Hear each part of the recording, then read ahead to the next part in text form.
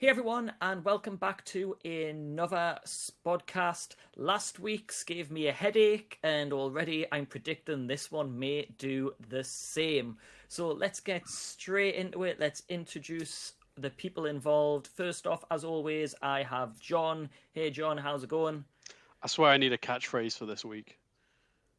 Maybe that could be your catchphrase, saying you need a catchphrase, and you can Exactly. say that every week going on until I sack you. So enjoy those 2 weeks. And our next guest, this person is a photographer, well known in the Comic Con community. I'm not saying for good or bad reasons, but what I do know is my mum follows his podcast and she doesn't follow mine. It's Eddie from Food and Cosplay. Oh, wow. And I actually believe every word of that, actually. It's yeah, true. Yeah. But I'll tell everyone on the podcast a funny story because I think a lot of people, when they hear this joke, it's hilarious. That a while ago, Food and Cosplay used to do vlogs at Comic Cons, and my mother used to watch them. And she went up to me saying, "Oh, I've just watched that Food and Cosplay vlog where you appeared. Have you made any videos recently?" And I'd literally made about 3 or 4 within the space of weeks compared to how many he had. So my mum is a big fan of Eddie, and the ongoing joke is that Eddie and my mum are having a secret affair. I can believe that. It's not a secret. Yeah, not a true. secret. It's very, very public. So there we go. I'm just getting all the laundry out on this podcast. Yeah, Absolutely fine. I feel like we need to move on to the news. So let's jump in straight to some important ones. Supposedly there is a new film coming out, which Eddie has taken my mum to, and that is The Suicide Squad by James Gunn. The trailer came out a few days ago. I personally absolutely love James Gunn films. I think he's very talented. And The Suicide Squad is looking amazing.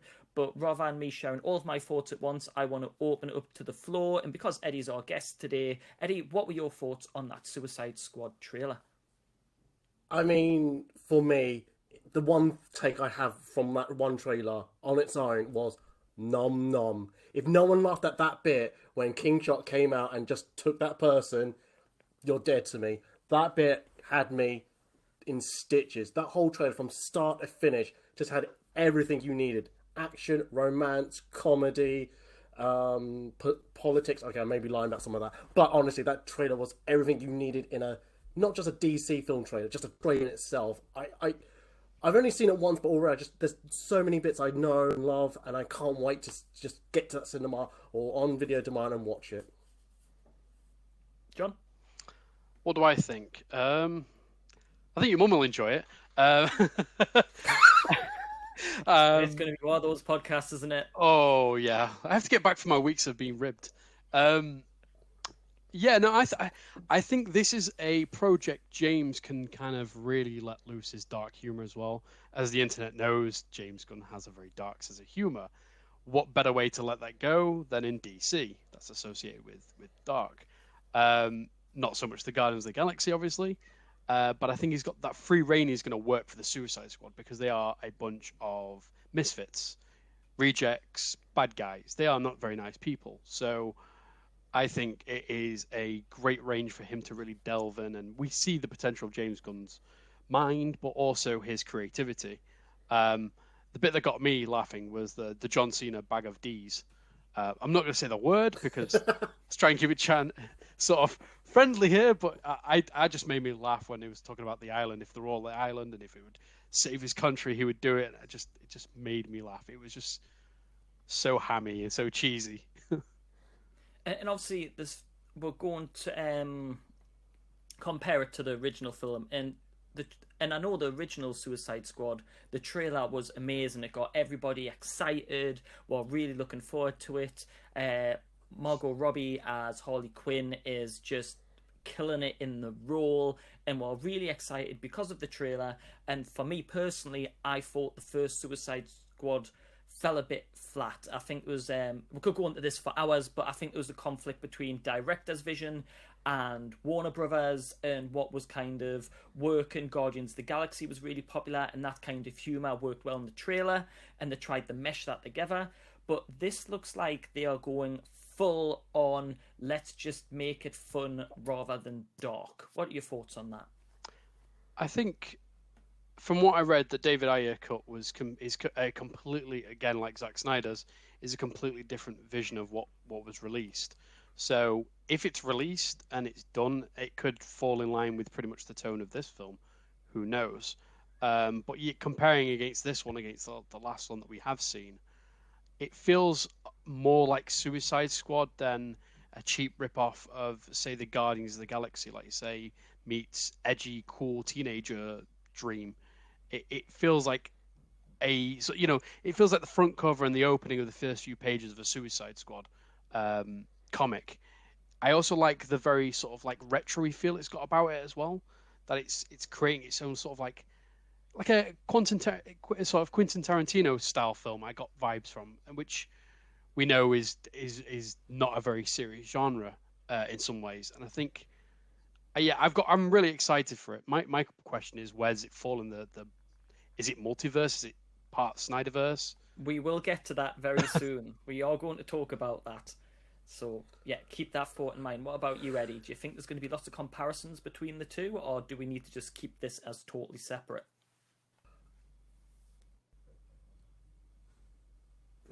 I mean, it's obviously, you just like say, it's going to be compared between the original Suicide Squad to this one. I mean, what the first thought that popped in my mind, and actually this was a conversation I had with a friend. I know it's directed by the same director, James Gunn, for the Guardian Galaxy, but it has such a Guardian Galaxy feel to that Suicide Squad trailer. So I do worry that actually seen as a Guardians Galaxy DC version rather than a Suicide Squad film in its own right. So that's my only fear about it. Where does it fit in the DC universe? I think I am a bit tired of trying to work out where it all belongs in the DC universe.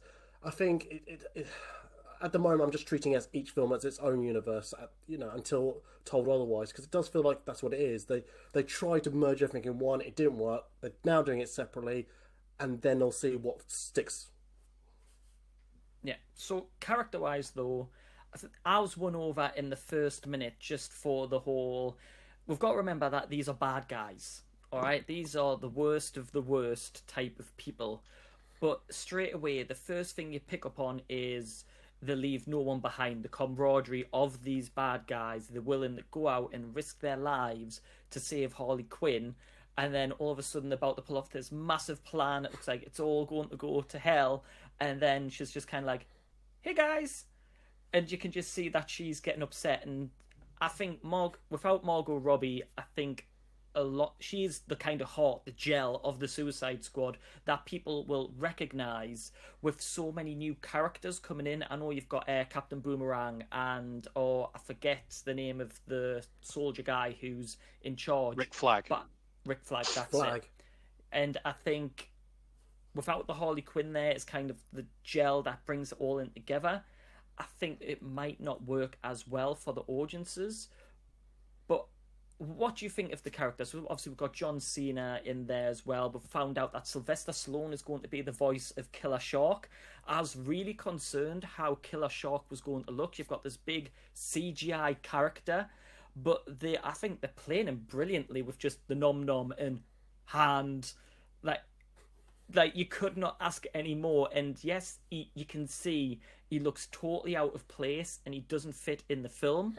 But because of the humour involved, I'm kind of happy with that. I like the fact they are playing up to the camp style, over the top kind of shark that's not very bright, but just nom nom eating people. What are your thoughts on the characters? Eddie, I'll let you go first. I mean, yeah, literally just, I mean, as soon as you're describing Sylvester Stallone's character, honestly, I just a big beaming smile across my face about those characters. Like you said, I don't think there's any character that I'm wary about appearing. Even like some of the reappearance of like Captain Boomerang, Harley Quinn, and Rick Flag. Them I actually don't mind. I actually was glad that Amanda Waller's character is back in it. I think the actress who played her in the original one was brilliant at it, and I'm glad she's back. Until we see more of the trailer or get to see the film, I'm just going to be more and more anticipated to go and watch it. So I can't really say much about how I feel about these characters. It's quite interesting about Peter Capaldi's character. Just he had no speaking lines in that trailer, so that'll be quite interesting how that goes. And yeah, like you said, like the established characters there are, they're just going to be really good. I can't wait to see them. The four that stood out for me were John Cena's character. I forgot what his name is now. I like Polka Dot Man. Because that introduction of him just in the cinema was comedy, sort of like dry humor. I really like that. King Shark, obviously, because King Shark is probably one of the sort of the main features there. But Bloodsport, I like because Bloodsport's an interesting character in the Suicide comics. So to see Idris Elba play him would be quite interesting. I think he's going to fill the sort of the Will Smith Deadshot role of this particular Suicide Squad. But I hope for a little bit more because Will Smith's, referring back to the old film, Will Smith as Deadshot really didn't do it for me. But seeing Idris Elba as Bloodsport, I'm a little bit more excited about because Idris Elba is a great actor himself as well. And we have a cat. Sorry, being attacked by a cat there as I'm trying to pay attention. But yeah, I think the thing that will make the Suicide Squad work is all of the characters and that camaraderie that we're obviously seeing. But one thing I have picked up on, and I hope this isn't going to be a spoiler, but they showed Captain Boomerang in one scene only, and I didn't see him in the rest of the trailer. Do you think they're just going to kill him off right at the very start, a well-known character from the original one, just to say, yeah, we can kill anyone in this film? I hope not, but I feel like he was in the long line of people because there's people like Polka Dot that you don't see very often. There's a few of them that you don't. I think the only sort of two that you see on a regular basis is Margot Robbie's Harley Quinn and Bloodsport, and maybe John Cena's character. Those three. So anyone's up for grabs, as we know, like these sort of the Suicide Squad film. But I do think I think it would be very rash to kill off Captain Boomerang, especially when Flash films around the corner, and we know Boomerang is a rogue. Eddie? I was going to say, it'd be a hell of a gamble to do that right at the beginning, but maybe that's something that'd be a nice thing to do. Not saying nice thing to do. I take Courtney. I don't mind his acting. It's more that what I'm trying to say is that sometimes you probably need to do a bit of risk. Because if you do everything based off the comics, then those who have seen the comics and go into this film, they already know what's going to happen. So you think, oh, that's a minor villain. Oh, I know that. If there's a nice surprise that comes into these films, I'll be happy that for that to happen. Because I like to be surprised about these films. I don't, as much as I can go on the internet and read about these characters and go, oh, there's a nice history, this, and that. Oh, this storyline could be the potential one in the film. If they actually do a whole new storyline with, with kind of different characterization, I think that'd be perfect for me. Now, I do want to go into the topic that we've been talking about and how the Snyder and the DC multiverse works. Because for me, and I've just sat here and thought about it, we have obviously the Batman, Superman, Justice League kind of Snyderverse. We then have the Suicide Squad films, which obviously are linked together, even though they're totally different styles. And then we've kind of got what I feel is Harley Quinn that seems to be in a mixture of two universes, and three universes in a sense. You've got a link to obviously the Snyderverse. You've got a linked into the Suicide Squad verse, which we're not sure if it's linked into Snyder. But then you've got Birds of Prey. Where does that all fit in the timeline? Because Justice League and Suicide Squad seem like they're very similar timelines because of the very first Suicide Squad with Waller sat down in the cafe, the restaurant, and it links to the Flash and Boomerang being caught. But then you've got Birds of Prey where Harley Quinn is free and isn't part of the Suicide Squad. So where do these kind of all link in? It can get very confusing. You've got the new Batman film coming out. You've then got the Joker film with Joaquin Phoenix, which is totally not linked. People are suggesting it might be linked to the Batman, the Robert Pattinson one. It's getting very confusing trying to know where there are links and where they are not. I'm confused myself in this whole conversation and I've lost where I'm going. But do you think this multiverse is working, or do they need something similar to the MCU? Or it's not called the MCU anymore, though, is it? Because it's not the cinematic universe, it's just the Marvel universe. Now we have the TV shows. But where do you think, or what do you think DC needs to do? Because personally, I think it's a bit of a mess. I agree and disagree. So because Batman has had so many different actors over the years and so many different reboots, having another Batman into the mix, being a different Batman that isn't connected, isn't something new. Same with Superman. We've had so many different Superman. With the Marvel Cinematic Universe, there hasn't been many different characters bar one, which is Spider-Man. That's been recast multiple times. And nobody has a confusion where there is because it's cut off. I think there won't be so much of a confusion with those sort of characters. I think the only confusion is Birds of Prey, which I'd be happy if they retconned. I've not even bothered watching it. And the Suicide Squad with the original one. But I think they could tie that up quite nicely with Snyder's verse. I think there's a way of doing it. I don't think that's so far detracted to connect the two. I think this film could cover it. Or there could be a filler in between. I think they need to stay away from what Marvel does, because Marvel does their thing, DC does theirs, and that's how the audience should see it, and not compare the two. You know, if we look back at like early interviews with Zack Snyder, for example, he said that Marvel, what they do is great, but what he wanted to do was something based on Lord of the Rings, and that's where we got the Snyder Cut built the way it is. And I think that's the ideology that DC needs to go. Is they've tried to almost rush to get to Marvel's standpoint. It hasn't worked. Take it back, revise it, create this multiverse, yes, but keep the verse that is a bit confused where they are. Finalize it, and I think that's my only concern. But again, AT&T have taken over Warner Brothers now, and I think they've tweeted before about they've actually liked the idea of bringing Ben Affleck and that back.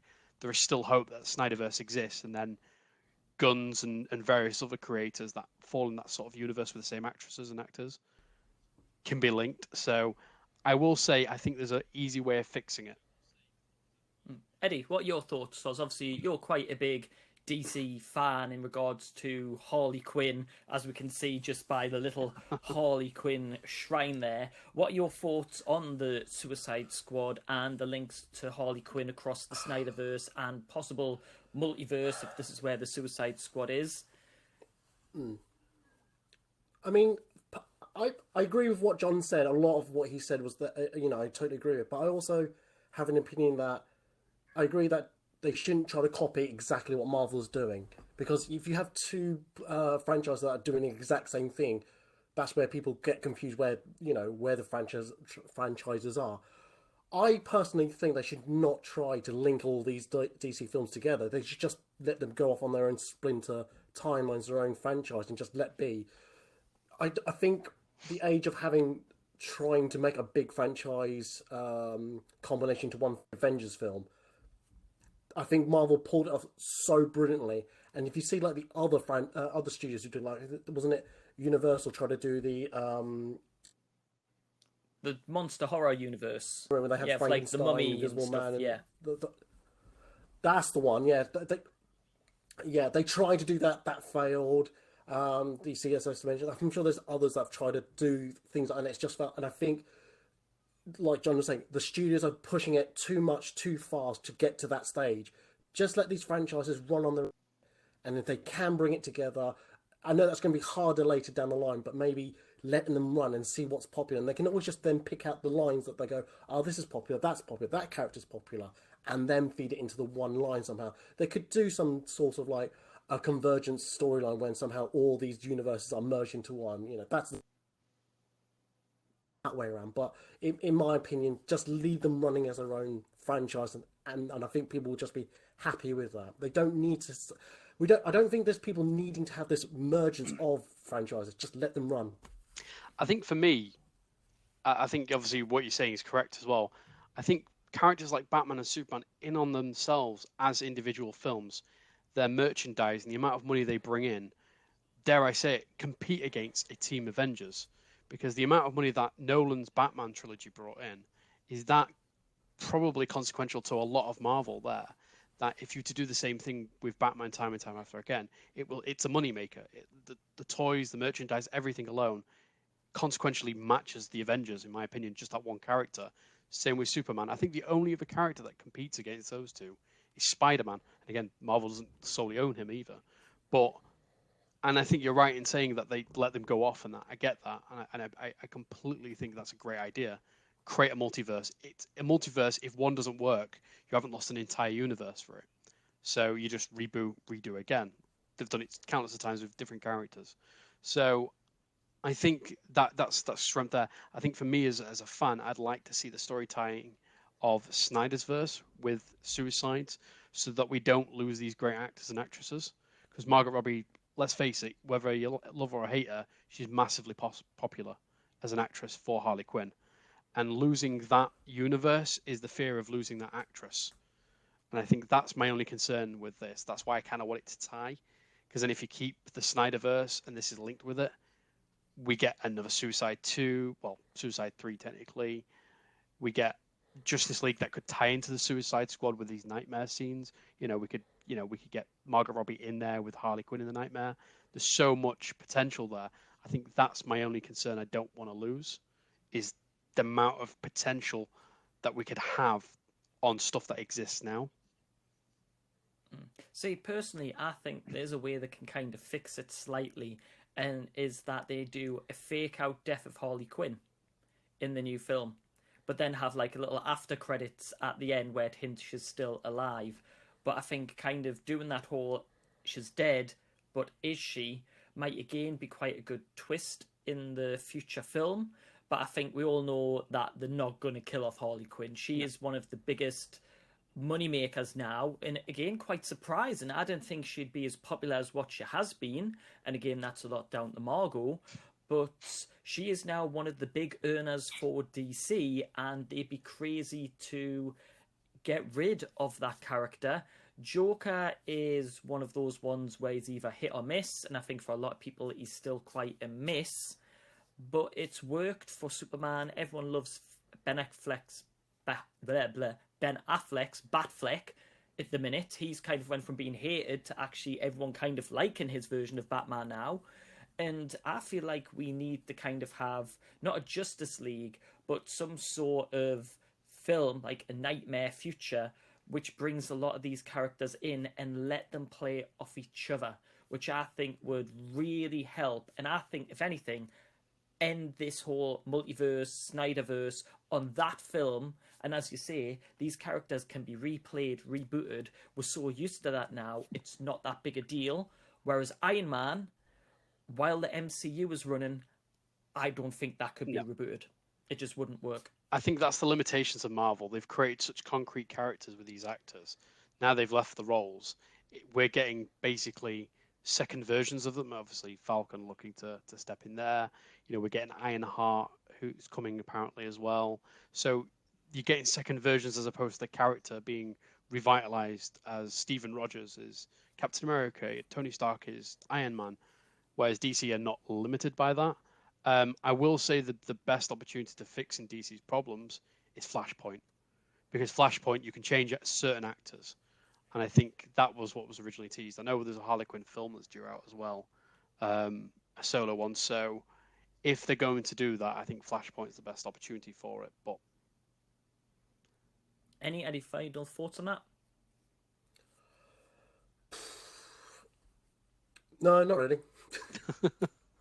It is. Sorry. It's such a complicated. Like, if you had to explain the Marvel universe, you could do it quite easily. Explain the DC universe, multiverse, Snyderverse, how the timeline all fits in. It took us nearly 10 minutes, and I don't feel like we are any further forward. But I think the one thing personally is that DC needs to do something to kind of show us how they are interlinked, or if they are not, and make that clear. Just for us as audiences, so we know where we stand and what. Because we're invested in DC, but we're not getting the information. Like, you look at when they have the, what's it called, Disney Expo, D23. They tell you the timeline of the Marvel Universe. This is coming out, this is coming out, this is coming out, this is how it all ties in. With DC, well, we might have a Batman film in the works. We don't know, but it'll be a totally different Batman again. We don't know where we stand in order. And I think if we had that, I think we'd appreciate the DC universes more, because then the TV shows are a totally different separate entity where they kind of linked it in with the Ezra Miller cameo in The Flash. And now it's even more confusing because they've had to redo the TV universe so that way they're all interlinked in the same universe, but they still have separate universes. And then you've got the movie universes. I'm getting a headache just talking about it now. I think Marvel have the right idea with they have a structured pattern and it is controlled by Kevin Feige. Kevin Feige is the man. DC have had so many controversial heads, Jeff Johns being the latest one. What they really need is someone like Paul Dini and Bruce Timm, who headed up the animated universe. They did. I think a lot of people don't know about the animated universe, but they created a big worldwide universe with the Justice League Unlimited that started off with Batman and with Superman. Those two led into this big universe, and they brought in so many unfamiliar characters like the Question, Black Canary and Green Arrow at the time, some of the Lanterns. You know, we had even, for example, Elastic Man. All those sort of like characters there were brought in by these guys helming and creating a universe. And I mean, these guys created Harley Quinn. So they know what they're doing. If you had them heading up the whole of the creative unit and calling the shots and creating this universe with the directors, I think we'd have a structure. Pitching out there to Warner Brothers if they're listening. Oh yeah, they listen to us all the time on this podcast. We're a very popular one in the Warner Brother offices. Yeah. Eddie, any thoughts on that one?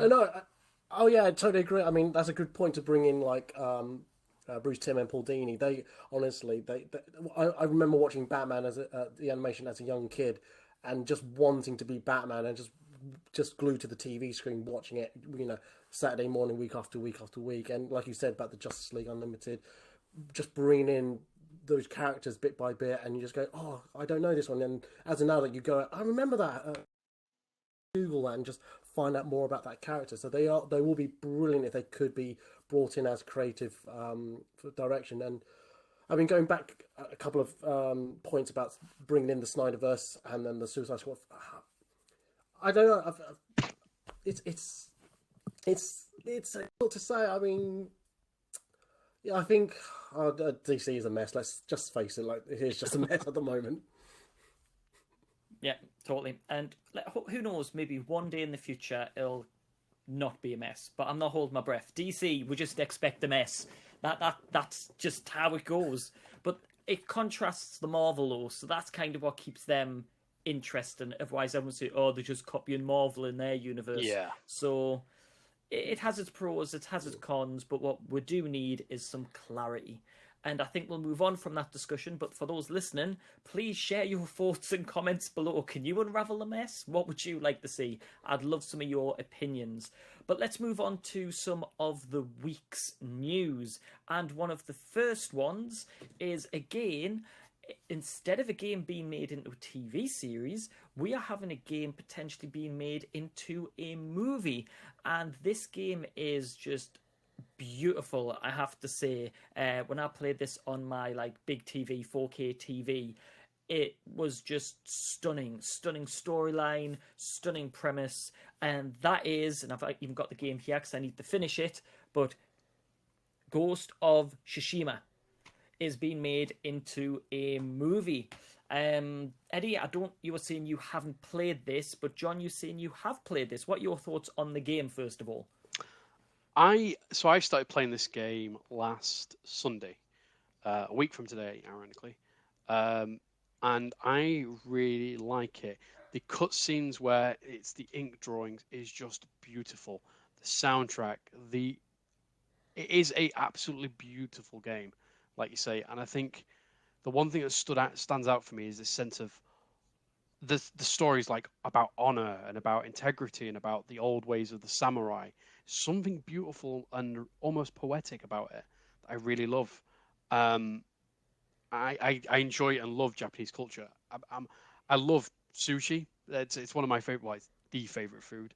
And I'm always intrigued by Japanese culture, mainly the samurai, because they have a code, and that actually ironically started off from Batman, but that was the Batman animated series. Completely done with that now, but that's where my love came from it, and I've been intrigued. And this game just, I've not enjoyed a game like this in a long, long time, since like Red Redemption 2, the actual story. I think that was the last time I really got engrossed into a game.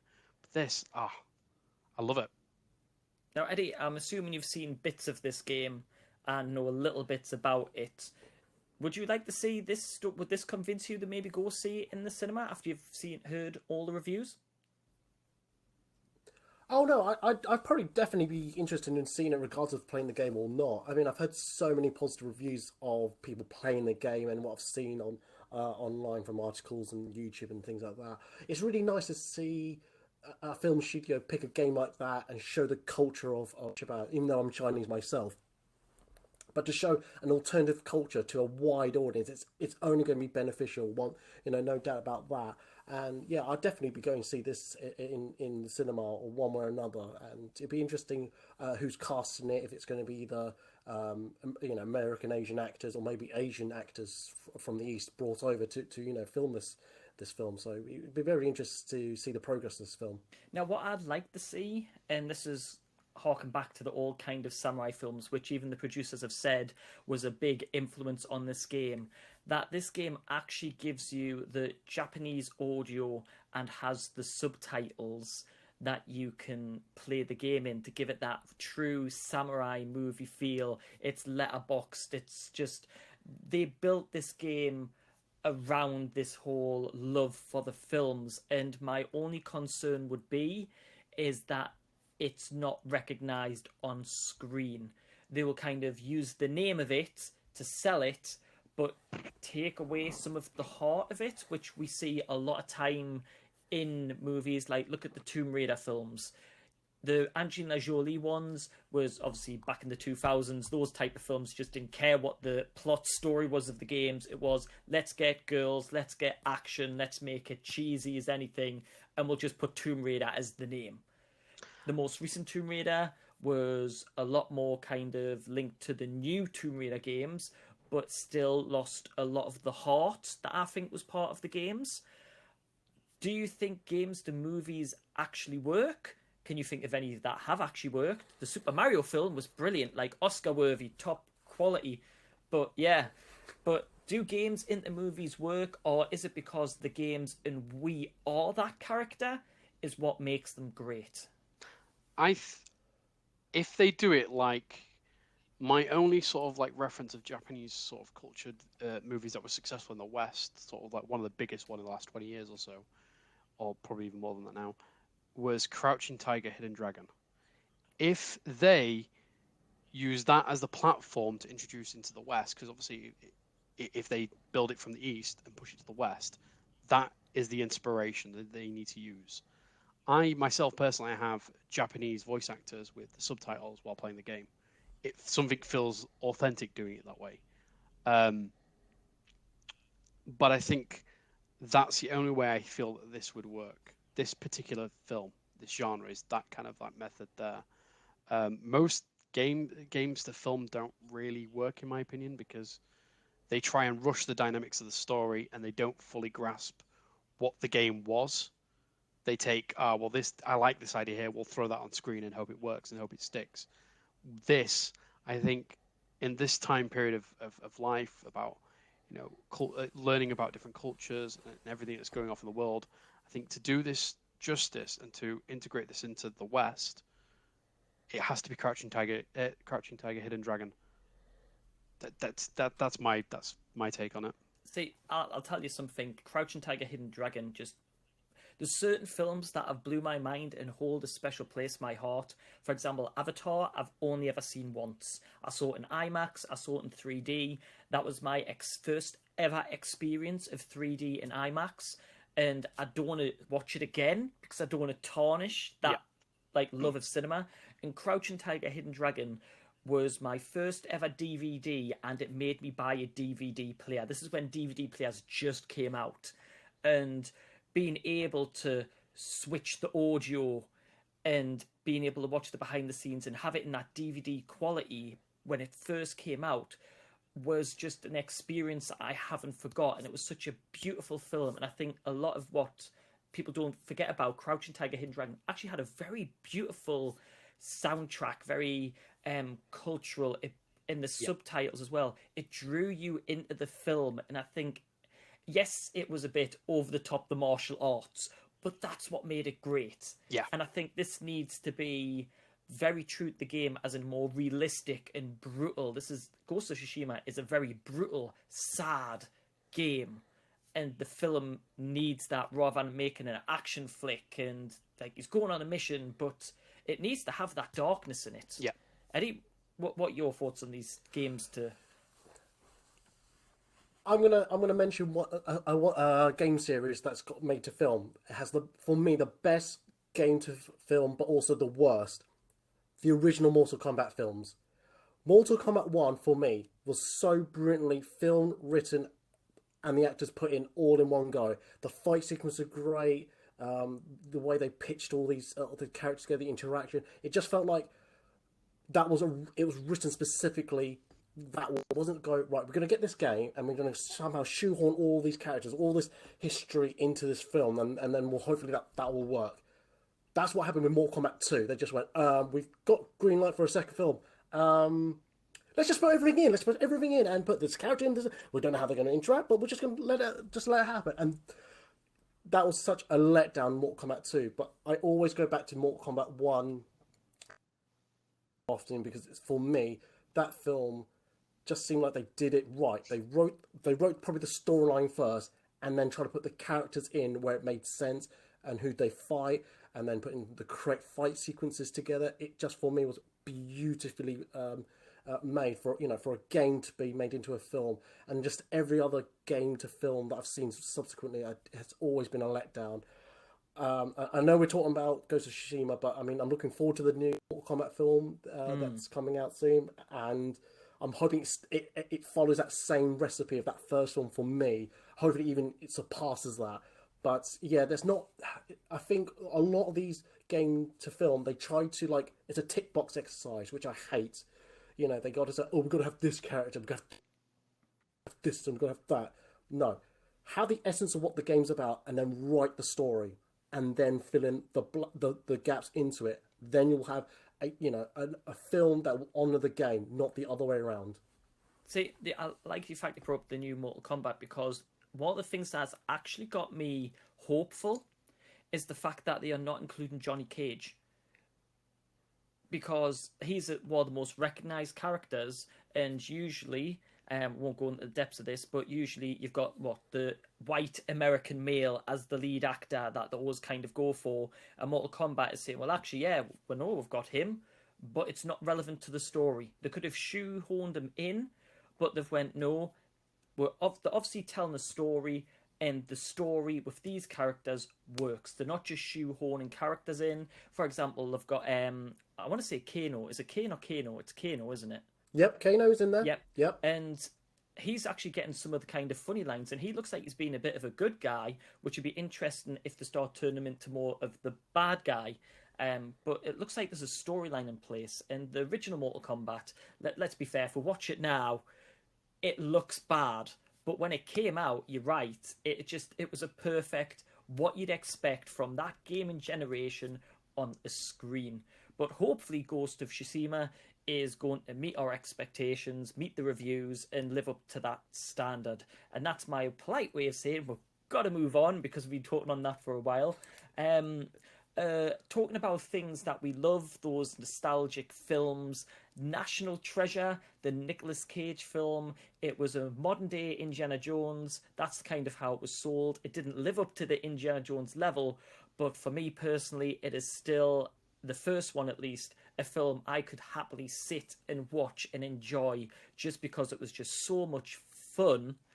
Is getting a TV series, but involving newer characters, but they haven't ruled out bringing in some of the originals. Now, what are your guys' thoughts on, obviously, the original films and it being made into a 10-part TV series? I'll go first. I I I only watch these films on when they're on the TV, so I don't own the copies or anything, or stream it whenever it is. But when I did catch it a couple of years ago, I went, "Oh my god, why have I waited this long to watch these films?" Like you said, CJ, it's honestly they don't take it seriously, and I think that's what we need. We just need that, just especially with what's going on outside. We just need that show that takes us out of our norm and just plonk us into something fun, exciting. Don't have to be realistic. It's just so much fun.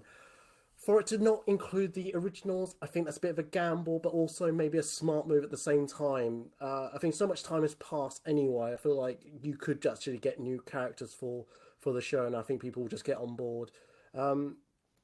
It's I hope it'd be successful. It'd be nice to have that type of show. Do you know if it's going to be like a storyline per episode, or literally a long story arc over the 10 episodes?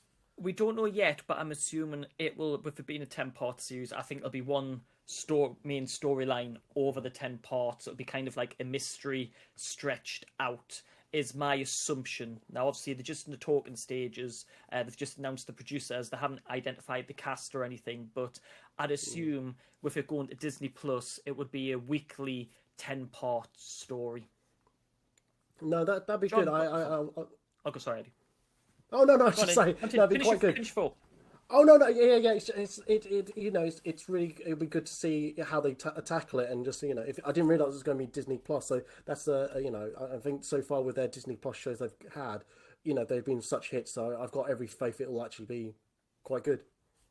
Now, before John pops in, I will say I think one of the things that made National Treasure work is the fact that Nicolas Cage and his family were the underdogs.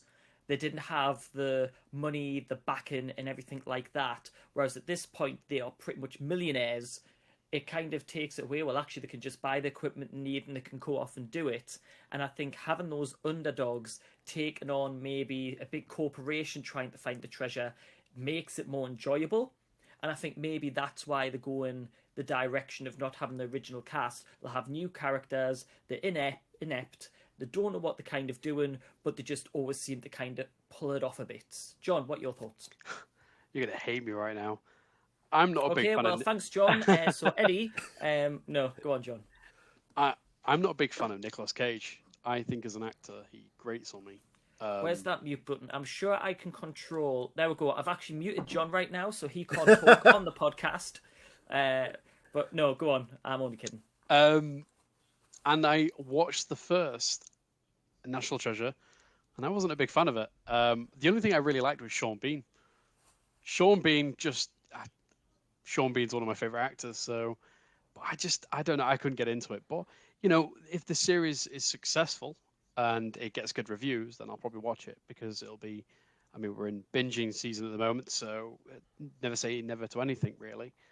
If it's done correctly, then it might also, and I enjoy it, I might go revisit the films, and it might put them in a better perspective for me. But I haven't really got a lot of input really to give on it, because I never really enjoyed the first one, and I certainly didn't watch the second. Is this because Sean Bean didn't actually die at the end? Is this one of the reasons why you don't like it? Hey, no, I like Sean Bean not dying. I enjoyed Sharp. For many years, he didn't die once then. Well, it'd be a bit of a bad series if he died like every season. It wouldn't have been that realistic of a show. But no, I don't know. I enjoyed Sean Bean, and I do with most things. Sean Bean being Sean Bean as a bad guy is quite interesting, like he was like in the Island stuff. But I don't know. I just didn't get on with the story. It felt too much like a cheesy Indiana Jones, and I enjoyed Indiana Jones to a degree, but I was never a big fan of it either. So I just don't think it tickled my fancy as such. I'm surprised that obviously there is going to be comparisons between National Treasure and Indiana Jones. I'm actually surprised that they are going to be releasing a new Indiana Jones film, but not looking into... I remember years and years ago, there was a young Indiana Jones series that wasn't great. I think it was, I want to say River Phoenix was the star of it, and you see a part of him at the start of the third film, which kind of linked into the series, if I remember right. This is years ago, mind. You're talking 30 years ago. And I'd actually like to see an Indiana Jones TV series more than I'd like to see a film. I'd like to see that character be delved into more. Maybe obviously Harrison Ford, he can't play Indiana Jones forever, so maybe a TV series Indiana Jones would be quite good. I think on that sort of like quick one, I think the Solo film, the actor who played Harrison Ford's younger self of Han Solo should be Indiana Jones. Just have him as the sort of token younger Harrison Ford for all young Harrison Ford roles. What about you, Eddie? Are you an Indiana Jones fan, or would you prefer National Treasure? Out of the two, probably National Treasure, but it's because if you're talking about having a Indiana Jones TV show, having watched The Crystal Skull, that's the last memory of Indiana Jones. They burnt me so badly. Yeah, it's true. Let's not have that. I don't. If it's anything remote like that, no. I'd rather have National Treasure, and if that gets burnt, at least that's fine. But no, Not your thing. I'm just that looking feels at a travesty. It wasn't River Phoenix in the Indiana. It was the Indiana Jones Chronicles that was linked into it. It's from 1992. It came out, which is interesting. God, that's making me feel very, very old. So there you go. Interesting fact for you. And talking about TV shows that we all love. I know Eddie and John are big fans of this show, is The Falcon and the Winter Soldier. But before I get into that, I just want to ask Eddie a very quick question. And Eddie, were you a fan of WandaVision? Right. Okay. It's a yes or no question. I don't want to take up your whole podcast. Talking about this.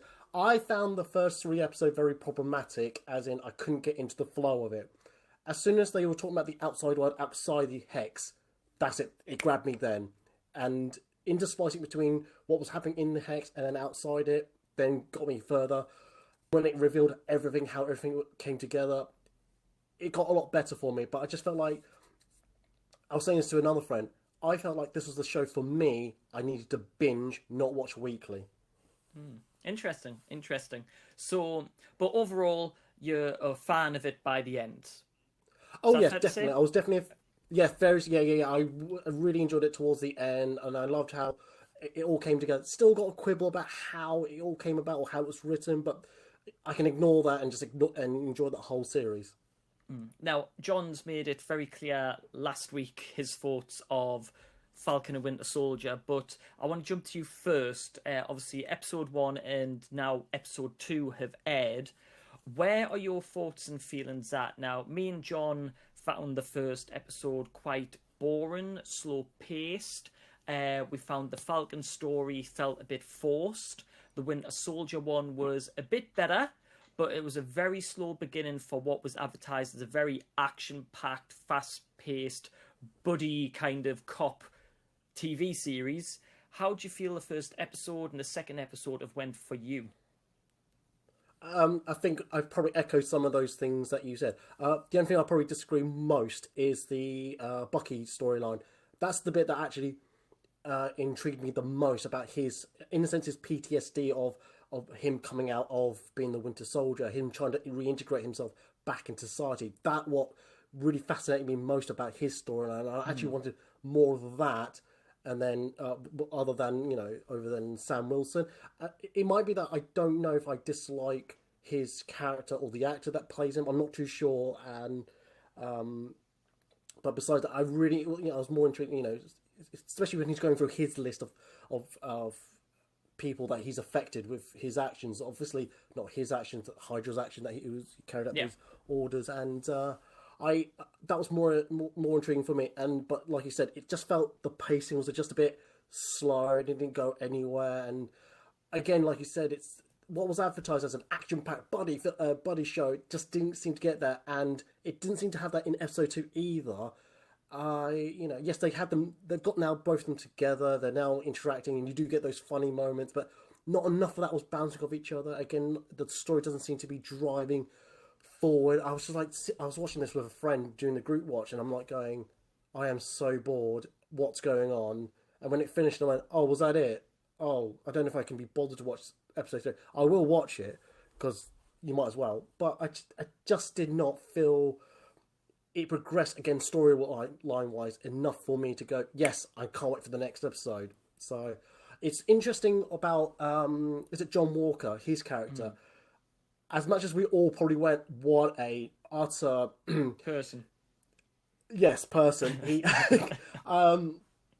actually a lot of what he was given to say felt very Steve Rogers. It just wasn't. Obviously, it was meant to be that he would say what Steve Rogers would say, but not said in a way that you feel, oh, I'm wholesome American. Yeah, I'm on board on this. It was very, I can hear what you're saying. I do agree with you, but there's something about you I still don't like. John? Where do I You start? can tell John's been in business because he's leaned forward into the camera. Yeah, So- I always change my my posture. Right, find the correct words. Well, for me personally, the dynamics of, let's take Bucky for example, from the first episode is different massively, drastically from the second episode. Here's a guy that was atoning for his sins almost, redemption. Second episode, he's forgot all about that, and it's more obsession about this Captain America shield. Integrating into society, doesn't really care. He's just been taken on a mission. A guy who was supposed to be on house arrest, doing a government contract assist with Falcon, and no one's thought of the implications of, well, is he fit for duty? Can he do it? Like, there's one thing to fight an armada of aliens because it's desperation time. It's another thing to be taken on a government contract that is sensitive. Engaging in activities overseas pulls in the moral, sort of side of things of, well, should he really be over there? Because he doesn't represent this country. If he does something, then we then have to have a diplomatic solution to all this. We employed Falcon. So that's my issue is, well, why did he get dragged along? He had his own issue, he had his own plot. It was almost like that was just like, we'll just forget about that for a moment. And then you had Falcon, who, for me personally, is still a very underdeveloped character that is still a sidekick. That frustrates me. I want him to be in a lead role, but I feel like 6 episodes is not enough to develop him to get him to become worthy of a lead role. Right now, he still feels like a sidekick that they're just trying to force things and go, boom, he's dealing with problems. Boom, he's got to be a hero. Boom, and it's just like it's too much at once, and it needs to be fleshed out. People want realistic problems, and I get that, and that's great because it gives give people to something to associate with. But don't just rush it, because that's what's happening is they're just rushing things, they're just skipping through. That's a problem. Boom, it's done in 2 seconds. Done. Now, let that be the catalyst. Like, for me, I enjoyed WandaVision at the beginning because it was about trying to decipher what was going off. And I said in the first podcast where we were talking about it, I felt like it was a manifestation of depression, which later on it turns out to be. That gave me something to sort of sink my teeth in and work out what was going off and have sort of, because let's face it, like Scarlet Witch on screen in the movies hadn't had that much development, but this series developed her in a different way to the usual. This just, I don't know, I can't really sink my teeth into this ideology of Falcon at the moment being anywhere near at the end of the 6 episodes being Captain American leading forward. I feel like 6 episodes is such a limited time to invest to get this character to be worthy to lead a team in the movies, which I feel like that's where they're going for. If he's going to deal with realistic problems, let's extend them out. Let's see how it affects him on a daily basis in this series. But it's like it hit him first, and I'm sure people know which one I'm on about. Is the police situation? It happened so fast, but then was shrugged off even faster, and then we got into a situation that was to do with Bucky, which he then got dragged into that therapist, which again just felt like it was almost like they were trying to recreate that scene they had in the car, but flesh it out. And it's like, for me personally, I feel like there's been no background as to why these two hate each other or have conflictive relationship or resentment. They haven't expanded on that because, for me personally, if Falcon is honouring Steve Rogers' wishes, then he would be giving Bucky a chance instead of constantly poking him with a stick to see him bite, because that's what he's doing. So I can't understand that, and that's the thing that they haven't developed that relationship in the right way. I don't think. I think this is very much a product that could be amazing, but they're just trying to cram it down. 50 minutes, 6 episodes. I don't think you can do it. I think it needs fleshing out. I think the problem we've got with this is Wanda actually had a storyline. Every Avengers film that she appeared in, she actually has a storyline. The first one, Age of Ultron, she's revealed to be a baddie. She then goes on a redemption arc. You then have her accidentally killing civilians, and she causes the Sokovia Codes, and she has that storyline, the guilt. You then have her with Vision in that relationship. That character has been developed, so when we have WandaVision, we kind of know about her as a person. Bucky, he's had a bit of a storyline. Best friends with Steve Rogers. He was a hero. He then had to accept that his weaker friend becomes it. He's had the whole being mind controlled. He had a storyline. Civil War was the Bucky, Steve, and Tony story. His character has been fleshed out, so we know he has a past, and I think we all can agree his is the strongest storyline of the two. Yeah. Falcon has always been the sidekick. He comes in, makes a funny comment, blah, blah, blah, blah, blah, does a bit of action, makes a funny comment, done. His character is underdeveloped, and we don't have that relationship with him for him to be a lead in a TV show. If it was just called The Winter Soldier, and then you see the story of the Winter Soldier, and then he joins with Falcon, and then we get to know Falcon more, and then Falcon has a series, I think that might have worked better.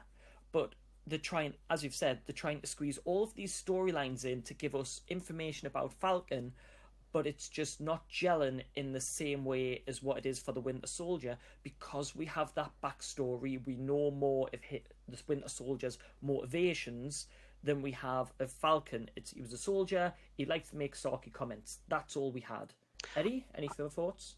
Sorry, John. Oh, I'll let John go first. I think for me, they shouldn't have brought them two together this episode. I think there should be 12 episodes. I think the first 3 should have been them two separately. One half that episode being about Bucky, one half being Falcon, and then the last 15 or whatever being the bad guy or some tie-in that affects them both at simultaneous times. I think that way we would have had.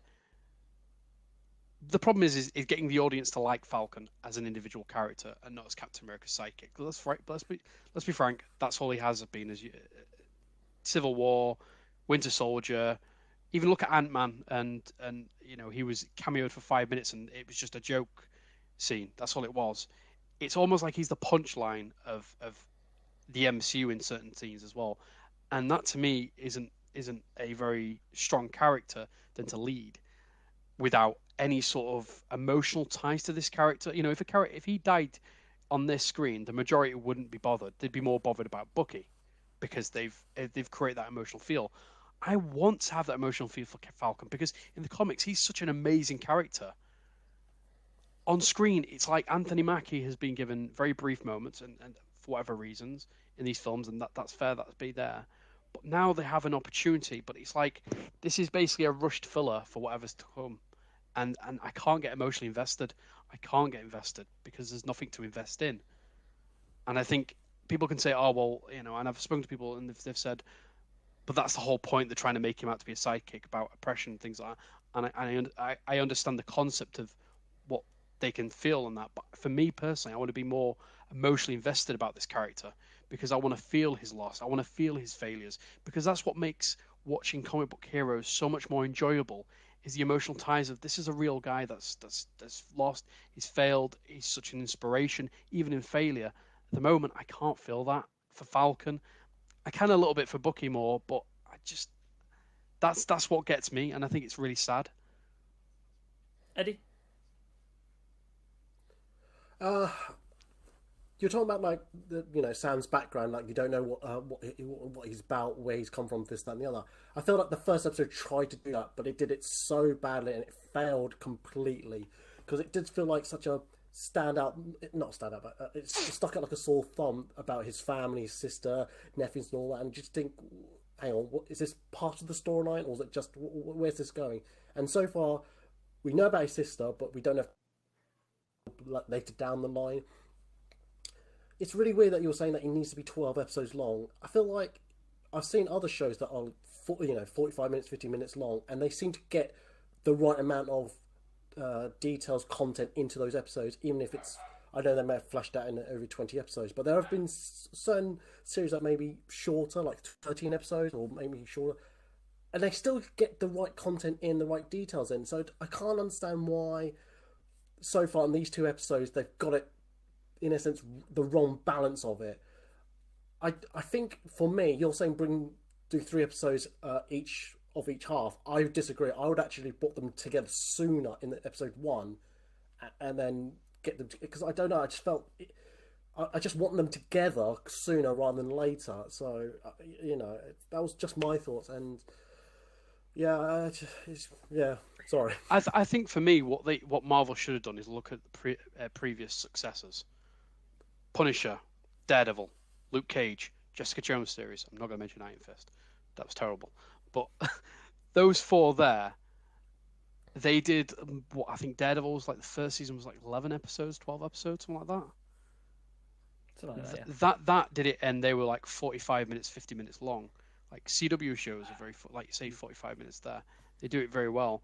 But I think, for me, the reason why I said the first 3 episodes, why they should do that, is because they wanted to introduce the characters to screen again and reintroduce them, but with a different spin on them. If they're going to do that, they need to flesh it out. Rushing that small segment, like you say, with his sister, I want to know more about her. What does she play on his mind in his morality? Is she affect on his psychology? Does he do certain things because he thinks back to his parents' teachings? It's all about what inspired a hero to become a hero, in my opinion. Their background is everything. Superman sent to Earth with his parents' dying planet, adopted by these parents. We know about that. It has an integral act on his attitude. Batman, boom. Spider-Man, boom. Captain America, boom. These are all characters that have obvious reasons as to why they are the way they are. For me, Falcon, I want that. Bucky can get away with it because he's lost. He's supposed to play like a lost puppy right now that doesn't know what to do with himself.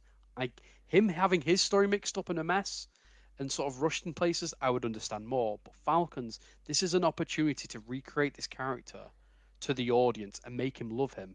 Make him the new face of the lead. Because at the moment, we've obviously, the only other people that I can think of any investment as a leader at the moment is Spider-Man. And I don't want that to happen. I want someone like Falcon to come forward, an underdog, come forward and go, no, I'm actually a champion. I can't see that by the end of these 6 episodes. I know I keep stressing it. I've stressed it probably a few times now, but I want emotional investment in the character. I want to feel his pain. I want to know and understand it. But when they keep rushing scenes or trying to squash it in and just so they can have their 10, 15 minutes filler of action, I feel like if you're going to do the action, save it for later. Vest action later. Again, we said on the last podcast, the action scene should have come at the end of the first episode instead of being at the beginning.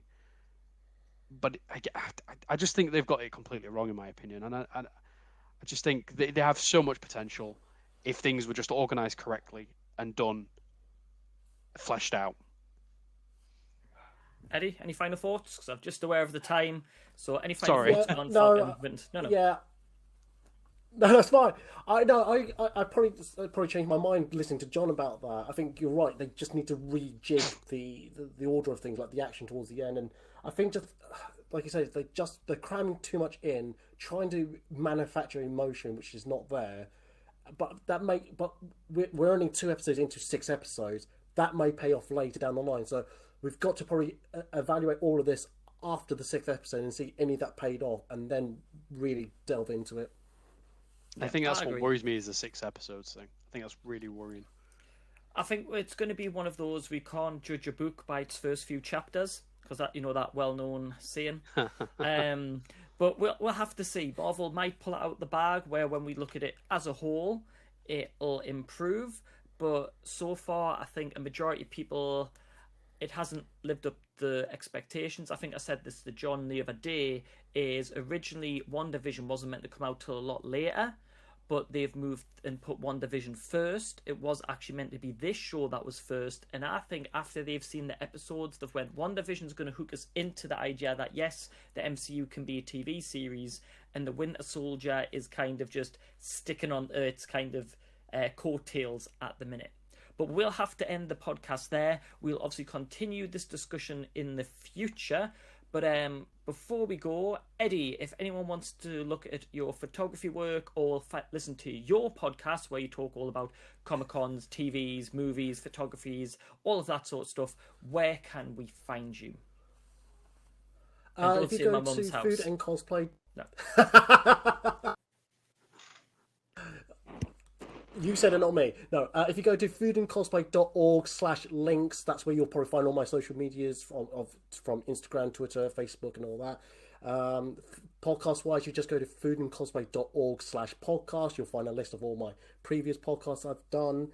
And yeah, just go to foodandcosplay.org generally. You'll find daily articles of cosplays, Comic-Con stuff, and cosplay tutorials, really. So that's all there. Excellent. Cheers, Eddie. And John, as always, if anyone wants to chat to you about your hatred of Winter Soldier, and where can we find you? Let me just correct. I don't hate it. I want to love it. Make me love it. Multiverse Geek Man, as always, every week. Awesome. And of course, if anybody wants more TV news and movie news, you can check out SpoilerTV.com, or if you want to message me, it's CJ the Geek on pretty much everything. But that is another week's Spodcast. We are going to have a break next week. It's Easter Sunday, plus I'm off. I've got 2 weeks vacation time, so I kind of want a bit of a break myself to relax for a week. So we will be back in 2 weeks. That means we'll have had 2 episodes of The Winter Soldier, and it'll be interesting to see if our opinion has changed. But as always, thank you for listening. Please like, subscribe. You can find us on YouTube. You can find us on pretty much all audio formats as well. Any reviews and feedback is always welcome. But for now, have a good one. See you in 2 weeks, and we'll be back soon. Thanks for watching our video, guys. Really hope you enjoyed it. Don't forget you can subscribe to Spoiler TV just using the little Spoiler TV button, or check out some of the latest articles and recommended videos from our channel as well. Thanks for supporting us, and we'll see you again soon.